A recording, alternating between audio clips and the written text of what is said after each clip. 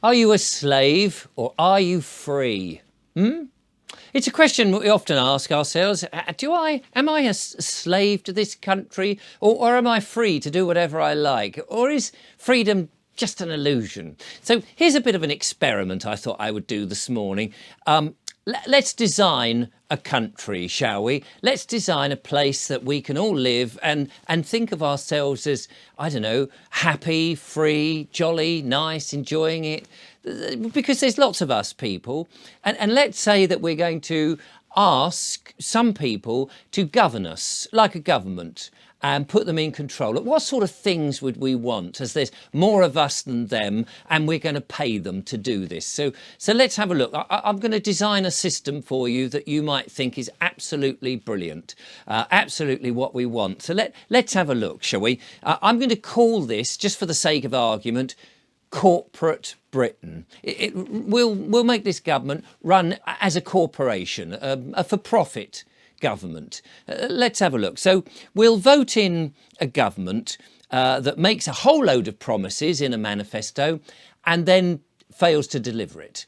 That's what we'll have.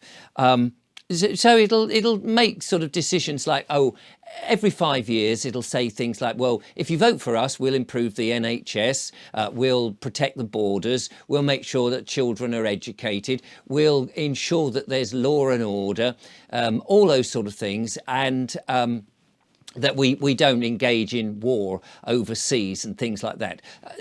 That'll be what they'll promise. 5 years later, none of that's actually happened. And then they'll come back with the begging bowl and say, well, if you vote for us, we'll improve the NHS and we'll make sure the schools are working and children are educated, and we'll protect the borders and we'll ensure there's law and order and all those sort of things. That will be the type of government that we'll have.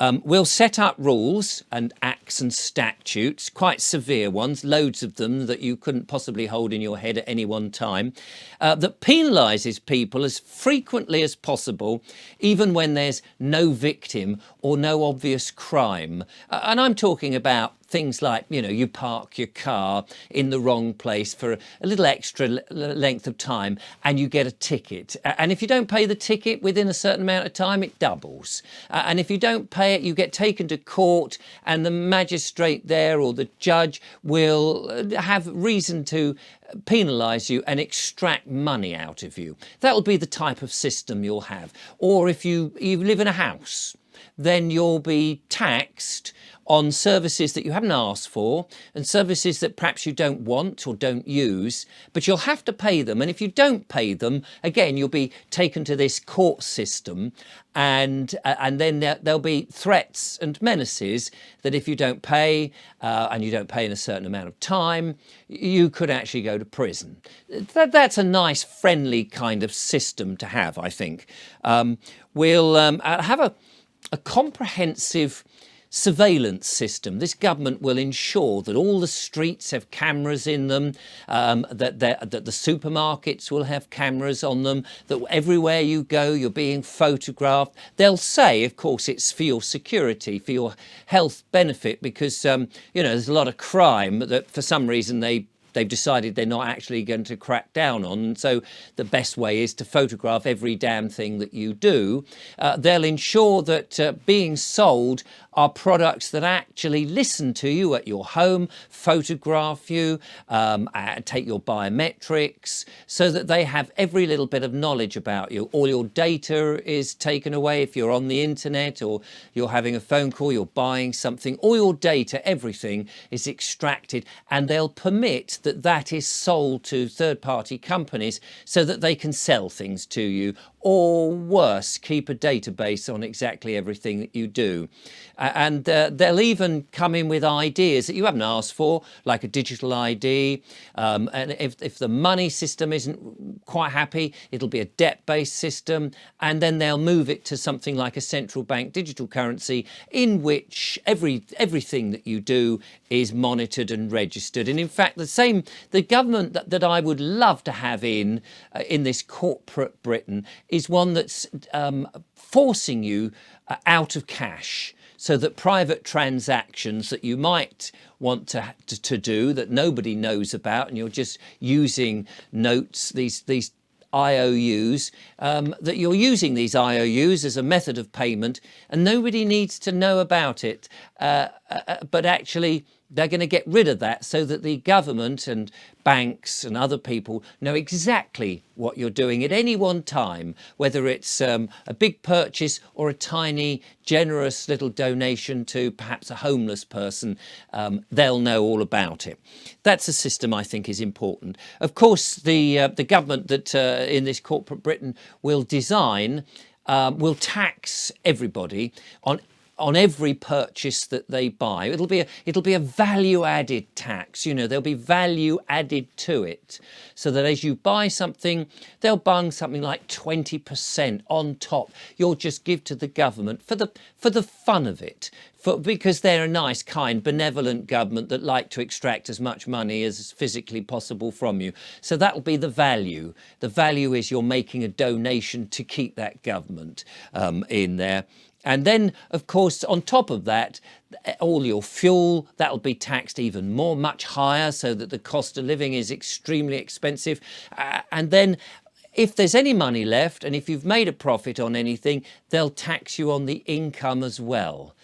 So actually that you'll be having to work really, really hard just to keep the government paying, to keep paying to the government more and more money. I think that seems to be a nice system for this corporate Britain that we've got.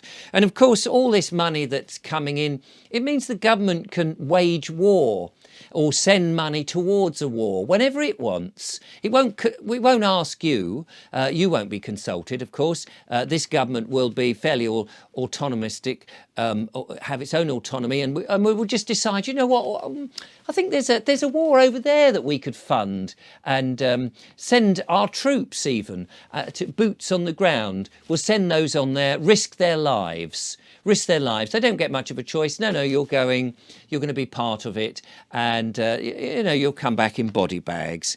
It will fail, of course. This government that I've designed will fail to listen to petitions or public outcry, or if people protest or they send letters in of complaint for anything, they'll just argue against it. And their representatives of the government, who sit out there in all the shires and wherever, will simply just say, no, don't be silly, it's safe and effective, we're not going to listen to you, our policies are what we're doing. And even though you're paying us to do them, you don't actually get a chance to change our minds. We're doing it. That's the kind of government I think I'm going to design.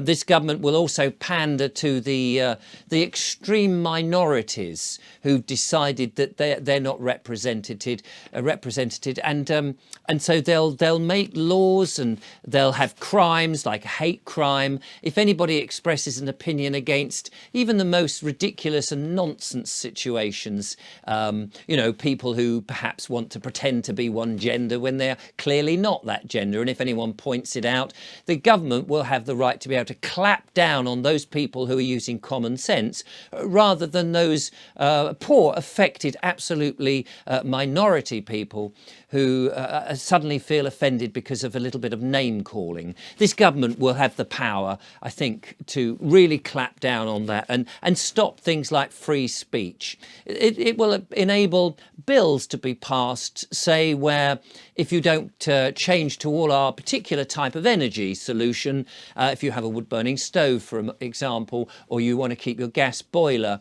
or you want to do something completely different, then they'll have the ability to tax you, fine you, and even put you in prison, so that, curtail your freedoms. I think that, and of course, remember, you'll be paying this government to do that, to act for you. This is how I think this corporate Britain government would do. We'll have it'll act with tyranny and dictation. It will enforce these laws without any kind of debate, as I just mentioned there. Of course, it will ensure that the children are indoctrinated. They'll be having lessons which will be perhaps inappropriate for young children, perhaps on sexuality, perhaps on the type of relationships that people can have, the same sex and things like that.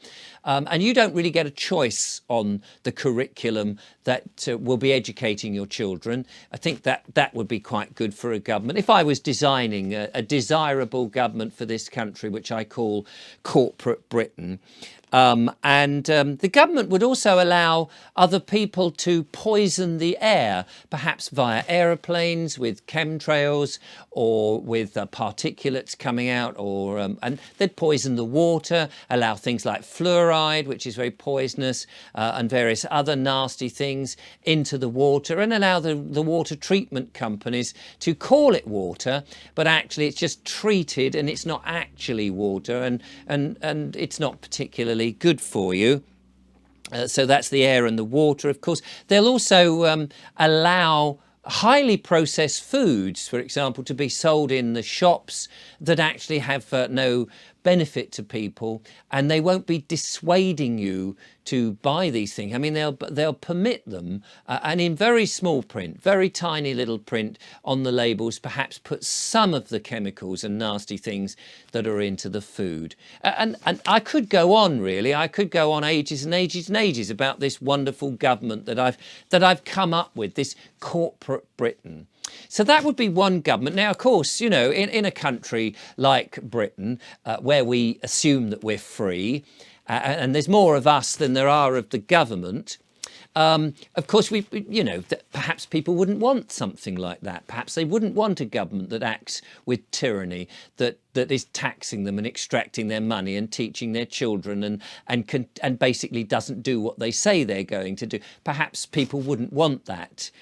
They wouldn't vote for it. I mean, to be honest with you, what I've come up with there does seem like an absolutely barking idea, really. Who would possibly want to live under a corporate government that's actually there for profit, trying to tax everybody and extract as much money from the public as possible, and that the people go along with it, they don't question it, and they pay for it.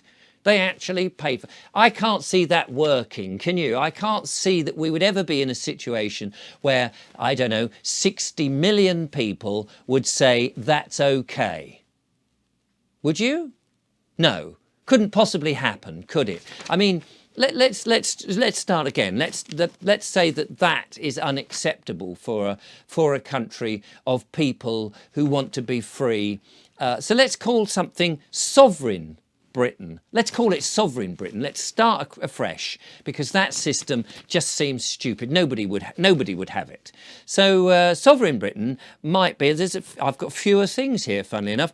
This one is about. It would return the responsibility of your life to the person, to the individual, the people, the living men and women of this country, this Britain, this sovereign Britain. The responsibility for their lives would be down to them. It wouldn't be like an auntie or a father figure telling them how to do things. It would be down to them to make the decisions of what they want to do in their life.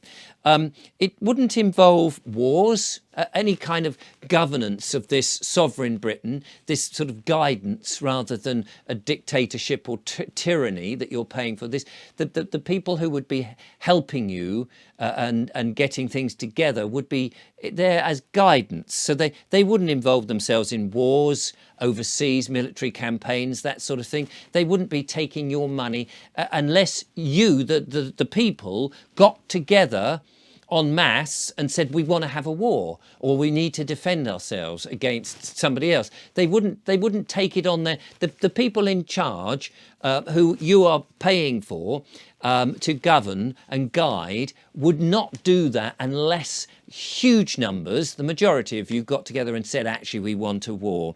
This government would basically not try and extract any money out of you through a tax system here. So they wouldn't have any, there would seem no need to have a value added to the food, the tax. There would be no need for any of that.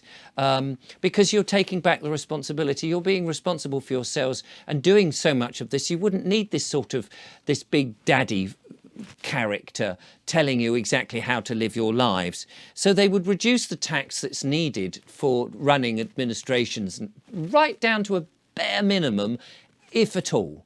If at all. I mean, the idea would be to not have any, but there may be a little bit, so that you do have some services, like people come and collect the bins. And if you live in a house, you know, you could decide perhaps what services you want, whether you wanted your bins collected or not, whether you wanted to have the lights outside and what type of lights outside. Maybe you wanted no lights so that you could see the stars, rather than having to have what a council, let's say, would dictate to you and extract from you on a monthly basis, because the responsibility would be back down to you. You could gather together in the village halls or in the parks and say, what do we actually want? What do us, the people living here, want? Not what a government body wants to say you will have and you will pay for. The responsibility is down to you, you see. This would be much more about you being involved and saying, actually, yeah, okay, I don't mind a few bins, pay for a few police officers. Yeah, I can pay for that. Some of the initiatives in the town I don't think we need, not having. Not contributing to.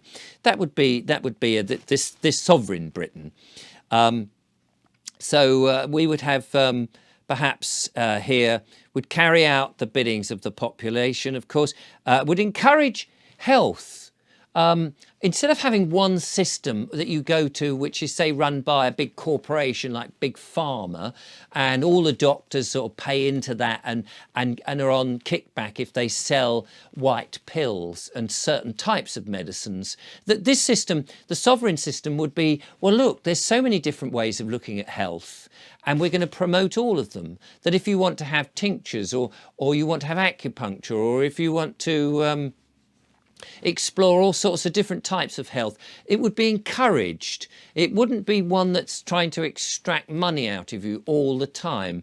People would be encouraged to look after their health by perhaps eating good quality foods, organic foods. The sovereign Britain would be encouraging people to grow food that has no pesticides on it, or is not GM modified, doesn't have precision breeding, that's more natural, more healthy, has more nutrients and vitamins, is grown more locally and seasonally. Those things that we know are actually good for your health. That would be the things that would be very much guided to the farmers, smaller farms that people can get involved in and take part in and be outdoors and enjoy the sunshine. And as for all those people poisoning the air and the water, that wouldn't be permitted at all.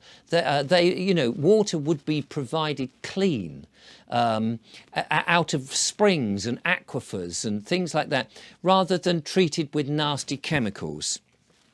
So we wouldn't have any of that in this other alternative type of sovereign Britain.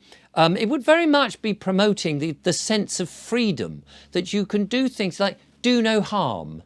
So it would be down to you, common sense. Don't park across somebody's drive.